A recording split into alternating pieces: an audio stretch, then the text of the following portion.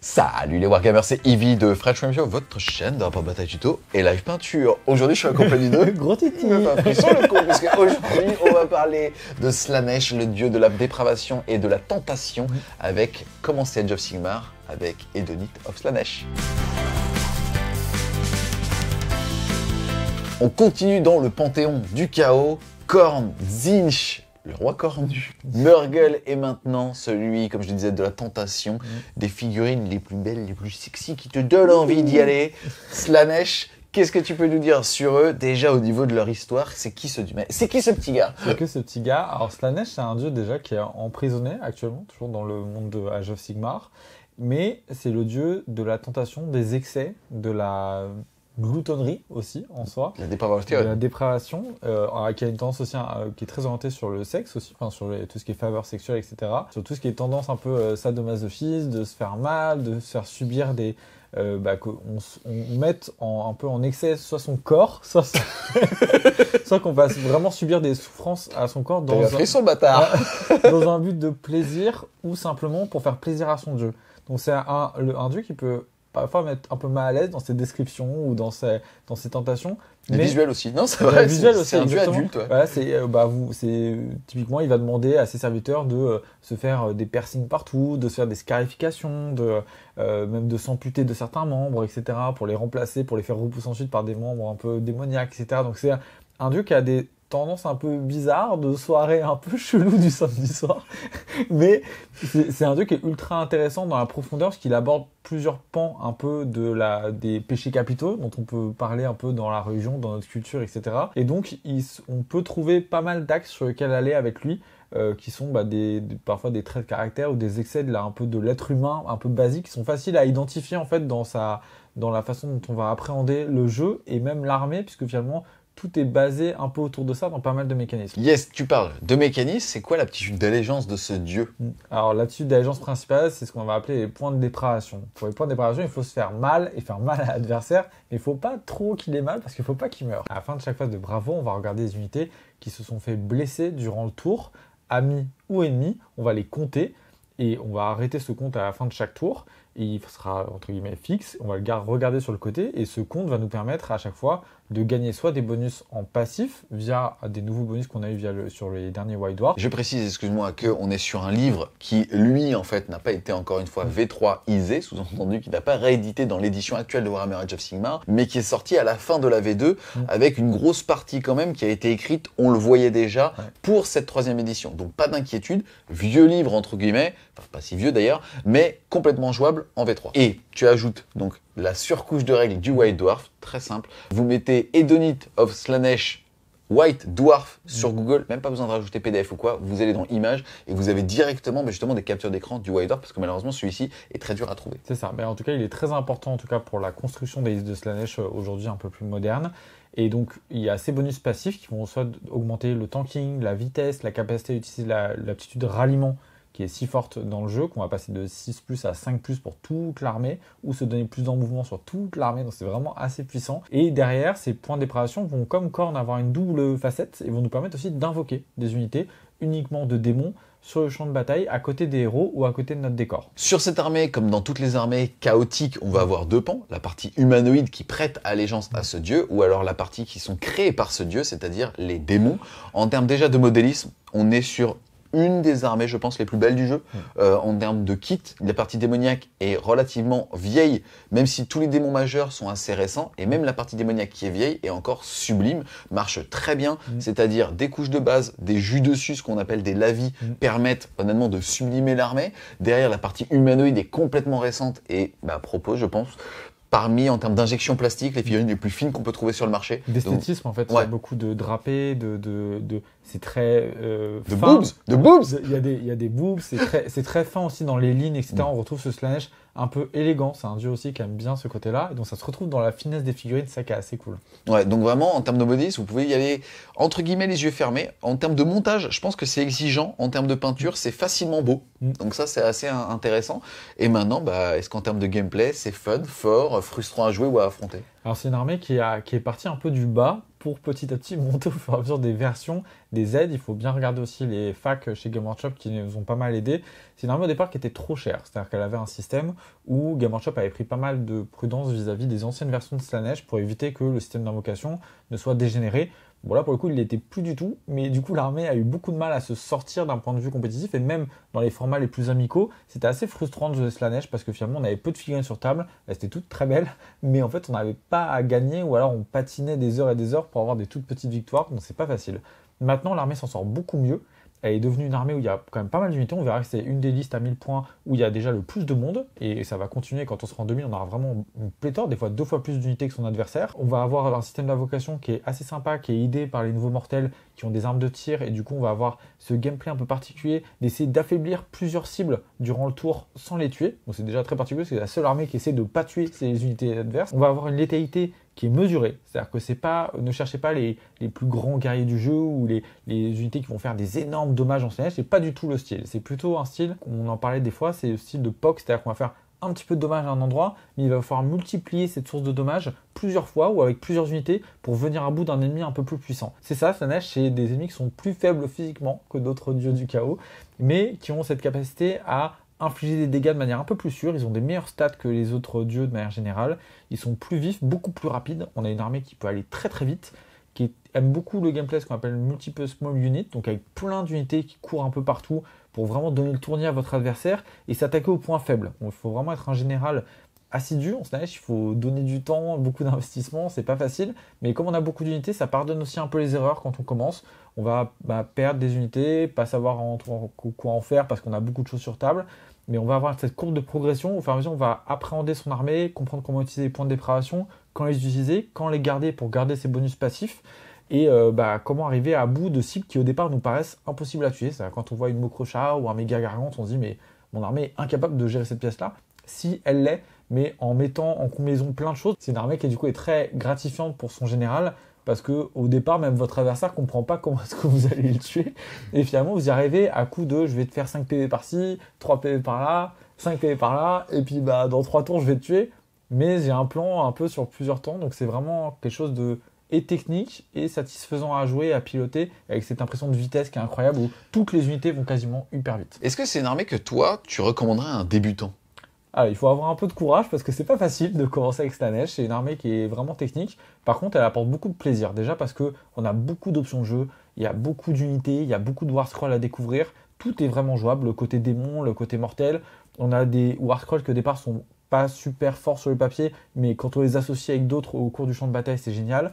On a parmi un des meilleurs combattants du jeu qui est dans le livre, Sigvald. On a aussi des figurines uniques qui sont vraiment incroyables, qui sont très bonnes, mais qui sont pas faciles à jouer. Donc on va avoir une belle courbe de progression, très longue, avec une collection qui n'a quasiment pas de fin, parce que finalement on a tellement de choses et tellement de possibilités d'armées différentes. On peut faire des armées qui font beaucoup de tirs, des armées qui sont très mortelles sur le corps à corps, des armées vraiment uniquement de vitesse avec que de la cavalerie, que des chars. Enfin, c'est peut-être l'armée qui a le plus de gameplay différent et une rejouabilité qui est infinie, où un joueur qui commence la neige demain, je pense que dans 5 ans, il aura toujours pas fini sa collection, et il pourra toujours tester des listes un peu nouvelles, et ça je pense que c'est quasiment une des seules qu'on verra dans les reviews. L'avantage aussi, normalement, quand tu commences une allégeance du chaos, c'est que tu peux aller puiser dans des alliés, en fait, dans des unités de coalition, avec Slave to Darkness, les esclaves des ténèbres. Est-ce que tu penses que eux peuvent jouer en autonomie, ou doivent aller chercher un peu de punch ou de tanking de ce côté-là ? Alors il y a un allié qu'ils aiment beaucoup chez Slaanesh, c'est Be'lakor notamment, pour son aspect d'apporter un peu de temps dans la partie, et d'aider à mettre en place son mécanisme de dépravation, et s'acheter un tour ou deux via son aptitude pour handicaper une unité adverse.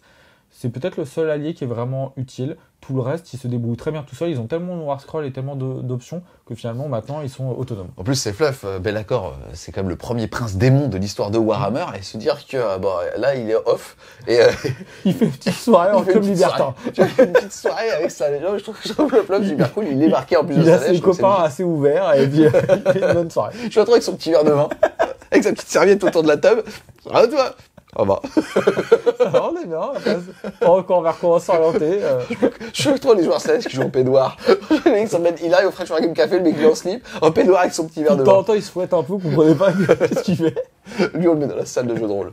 Ensuite, en tout cas, le but, c'est aussi de vous présenter une liste en 1000 points qui doit répondre à différents critères d'un cahier des charges. La première, déjà, c'est d'avoir en 1000 points des listes qui sont équilibrées les unes avec les autres, où les achats que vous allez faire vont être intelligents, intéressants en termes de modélisme, de pérennité d'achat et aussi justement de vieillesse de la gamme par rapport à ce qu'on a mis dedans, et aussi évolutif de 1000 en 2000, sans pour autant que derrière, ça soit régi par une espèce de sous-allégeance qui ferait que cette unité deviendrait une ligne ou quoi. Donc là, le but, c'est d'avoir une grosse force de rejouabilité avec cette liste. Ouais, alors pour la liste, on est parti cette fois sur un vrai mix mortel et démon. Donc les mortels, on rappelle, c'est les humanoïdes. En tout cas là, c'est uniquement des humains qui sont adorateurs de Slaanesh et qui vouent leur vie à aller dans les plus grands excès pour satisfaire leur dieu. Et derrière, une partie démons qui sont ces démons créés par Slaanesh pour aider et investir aux endroits où il a envie d'aller. On est parti sur un start collecting démon qui se voit rajouter les parties mortelles boîte par boîte. L'armée, de manière générale, on est parti sur la sous-allégeance des prospecteurs. C'est une sous-allégeance qui a des bonus assez simples et assez faciles à attribuer au départ. Et tout simplement, toutes vos unités ont +1 à la charge. Donc ça permet d'avoir des charges automatiques quand on a 3 pas, puisqu'on fait forcément 2 au moins avec 2 dés. Et de pouvoir charger un peu plus facilement avec ses invocations. Donc c'est assez cool. Ça permet, et ça augmente, je trouve, la vitesse de Slaanesh. Et donc ça permet de rentrer dans ce gameplay immédiatement. Ça permet aussi de gagner plus de points de dépravation via son général quand il va réussir des charges et que les unités vont réussir des charges au même tour. Donc on peut avoir cette espèce de boule de neige de on va se lancer dans une charge, gagner des points de dépravation, les autres unités vont aussi y aller. Et du coup à ce moment-là on va d'un seul coup passer un step de points de dépravation. Et du coup sur les bonus, ils s'acquièrent dès qu'on les a en stock. Et donc du coup ça peut déclencher un bonus au bon moment. Ça c'est un peu la petite partie tricky. Pour l'idée cette armée, on a du coup un personnage de chaque, un personnage démon sur le gros char tracker qui a des beaux effets de blessure mortelle à la charge, un beau déluge d'attaque. On se souvient que Slaanesh aussi a une aptitude d'allégeance qui fait qu'à chaque 6 à la touche, on va générer une touche additionnelle. Donc on est très sur la saturation d'attaque, c'est-à-dire sur le fait de jeter beaucoup de dés pour les blessures qui n'ont pas forcément une grosse reine ou un gros dommage, mais plutôt essayer de faire craquer votre adversaire sur son nombre de sauvegardes. Il est accompagné par un seigneur de la souffrance qui va vous permettre de mettre des unités de guerriers mortels en ligne si vous le souhaitez, c'est pas obligatoire. En trait de commandement, on leur a mis un trait qui leur permet tout simplement d'améliorer les blessures mortelles qu'il va faire quand il va arriver au combat. Et sur le seigneur mortel de la souffrance, on lui a mis un Arcantum, qui est un livre du manuel du général qui permet de devenir sorcier. Ça vous permet d'explorer les 2 domaines de magie, le domaine des mortels et le domaine des démons, avec un sorcier de chaque, et ça rend un petit peu plus polyvalent votre liste. En plus, les artefacts qui sont dans le livre, pour le coup, et de Unit of Slaanesh, ne sont pas incroyables. On ne sait pas pourquoi, ils ne sont pas très forts en objets magiques chez Slaanesh. Donc on peut aller chercher des choses un peu plus génériques, et ça permet de découvrir un peu plus le livre dans sa profondeur. En unité, là encore, un florilège, on a plein de choses. On va avoir un pâté de démonettes, donc c'est figurines classiques et un peu iconiques de Slaanesh. Accompagné par les démonettes, on a 5 démonettes montées sur les montures de Slaanesh, des montures très très rapides qui peuvent traverser le champ de bataille avec d'un seul coup, qui sont pas mauvaises en plus au corps à corps, et quand elles blessent leurs ennemis, elles vont avoir des bonus. Pour accompagner le Seigneur de la Souffrance, vous aurez 5 guerriers mortels qui seront soit des PM Rigger, soit des Twin Soul, qu'on pourra assembler en fonction de ce qui vous plaît le plus. Les deux sont très bons, et du coup ils offrent différentes aptitudes, donc choisissez peut-être le côté modélisme qui vous plaît le plus. Après on va avoir des Blizzbarb Archer, qui sont cette unité de Slaanesh, qui sont des très très bons tireurs, parmi les meilleurs du jeu, qui ont en plus des capacités de course et charge, qui vont pouvoir multiplier les dommages, et donc vous allez pouvoir cibler différentes unités pour toutes les blesser et vous générer des points de dépravation. À cette liste-là, on a rajouté le décor de Slaanesh, qui est assez bon, parce qu'il a une mécanique assez sympa, qui permet de soit blesser votre personnage pour lui permettre de gagner un bonus à la touche durant le tour, sur un 2+, ou de sacrifier un artefact pour que ça soit fait pendant toute la partie, qui gagne un +1 pour toucher durant toute la partie. On retrouve ce mécanisme en plus de Slaanesh, ça permet de se blesser, donc on gagne un +1 à la touche, et en plus on va générer des points de dépravation durant le tour, donc c'est assez sympa comme mécanisme, et en plus il vous donne une base aussi d'invocation un peu arrière, puisque vous pourrez de toute façon lancer vos héros à l'attaque, mais quand même invoquer derrière vous. Et on n'oublie pas qu'il a une empreinte au sol qui est énorme, et comme en fait c'est un décor infranchissable, on peut aussi s'en servir pour créer un décor qui va permettre soit de se cacher, soit de gagner du temps pour bloquer son adversaire qui va devoir faire potentiellement le tour. Et en plus il est magnifique, donc avec cette tête de gardien secret qui est incrustée à l'intérieur, qui est un espèce de portail de Slaanesh où un gardien secret est en train d'apparaître, il est vraiment magnifique. Yes, donc là, beaucoup de figurines. Ouais. En termes d'achat, on est parti sur un Startco et des boîtes individuelles, donc le Startco fait que la liste est très intéressante. Ça fait qu'au prix Game Workshop, on va être à 226,50 € avec le décor de faction. Ouais. Et si on utilise le lien qui sera en description chez la boutique partenaire Wargame Spirit qui propose moins 15%, vous êtes donc aux alentours des 190 € qui pour une collection de ce niveau, en tout cas de modélisme, est super alléchante, quoi. C'est ça. Alors pour le coup, on n'a pas mis d'invocation. Pourquoi ? Il y a une raison particulière à ça, c'est que pouvez rajouter pour une 30aine d'euros, vous commencez à avoir les premières invocations via les boîtes de démonettes. C'est la première source d'invocation possible. Mais ce qui est intéressant, c'est que comme vous avez cette échelle que vous allez gagner au fur et à mesure avec les points de dépravation pour débloquer des bonus, vous n'êtes pas obligé d'invoquer en Slanesh. Vous pouvez très bien jouer avec votre armée de base, ça marche très bien. On peut très bien faire des parties complètes en Slanesh, même à des formats plus élevés, sans invoquer une seule fois, où on va plutôt bénéficier de ce bonus de dépravation et aller chercher le dernier step qui se trouve à 18, parce que c'est des multiples de 6, parce que Slanesh aime le 6. Et du coup, le dernier step est une protection à 5 sur toute l'armée. Quand on a 18 points de dépravation, c'est ultra fort, parce que du coup, on va combler la faiblesse de Slanesh, qui est une certaine faiblesse, on va dire, au corps à corps corporel. Et donc du coup, on a des petites sauvegardes, et donc rajouter cette protection à 5 donne un très très gros bonus à l'armée. Et qu'est-ce que tu rajouterais pour passer de 1000 à 2000 en termes d'achat et dans la liste? Alors, un peu comme toutes les factions du chaos, vous avez là en plus l'accès aux deux factions de base, c'est-à-dire le côté mortel, donc adorateur de Slanesh, et le côté démon. Les deux sont assez viables, j'ai quand même une petite préférence pour le côté mortel, déjà les figurines sont un peu plus neuves, puis il y a des gameplays ultra sympas avec des figurines iconiques, on pense notamment à Sigval, qui pour moi est le premier achat, c'est moi la figurine qui m'a fait commencer Slanesh, elle est exceptionnelle, ça permet aussi de se faire une belle pièce d'un point de vue peinture, parce qu'il est vraiment sublime, c'est un très bon dueliste, un excellent général, il est magnifique, il trône sur le champ de bataille, un peu Sigval, en plus ça va bien avec son fluff un peu prétentieux. Vous avez aussi Glutos qui peut être une belle option pour monter sur la partie mortelle, qui est une figurine exceptionnelle avec son gameplay qui agit en fonction des plats qu'il mange à chaque tour, qui avance dans la partie, c'est vraiment sympa. Si vous préférez le côté démon, vous pouvez aller chercher un keeper, donc les gardiens des secrets, soit les nommés, soit les génériques que vous pouvez customiser. Ils ont plein de types d'armes différents, on peut en plus se faire plaisir peut-être en les aimantant pour pouvoir changer les armes au fur et à mesure des parties. En plus, si on l'invoque, on peut choisir son équipement. Donc, de toute façon, c'est un bon ajout. Et en plus, si la partie démon vous intéresse pas trop, vous pouvez garder ce que vous aviez au début pour faire vos invocations et partir sur une partie plutôt mortelle. Par contre, si c'est la partie démon qui vous intéresse, pour le coup, la partie mortelle vous servira pas trop, mais gardez-la parce que c'est des bons ajouts, notamment les tireurs, au moins les Beast Barb Archer, qui vous permettent d'avoir cette source de points de dépravation à distance qui est ultra intéressante en Slanesh. Donc en fait, tout est plutôt bon. Je partirais peut-être sur une grosse pièce derrière pour se faire un peu plaisir, changer un peu le gameplay. Les gardiens secrets sont des pièces très fragiles, très difficiles à jouer, mais qui donnent accès à une double frappe qui peut être assez intéressante sur certaines unités pour augmenter la létalité de Slanesh, qui est parfois peut être un peu frustrante quand on la joue parce qu'on ne fera pas forcément très très fort. Yes, on a fait le tour du dieu de la dépravation avec en tout cas une gamme de figurines magnifiques, aussi bien pour jouer que même à affronter, qui est très agréable à affronter puisque comme tu disais, c'est sympa quand en fait déjà en face de toi tu as l'impression d'être sous l'eau mais que quand tu tapes sur quelque chose ça tombe. Donc ça c'est très sympa et puis pour le coup si tu as un plan de jeu et que grâce à cet aspect d'avoir plein de ressources différentes sur table, tu arrives quand même à essouffler ton adversaire et ainsi de suite, les deux prennent du plaisir, ça tombe bien, c'est fluff. C'est dans l'âme du livre. Donc voilà, en tout cas une très belle armée pour commencer à Warhammer Age of Sigmar ou continuer avec une nouvelle collection.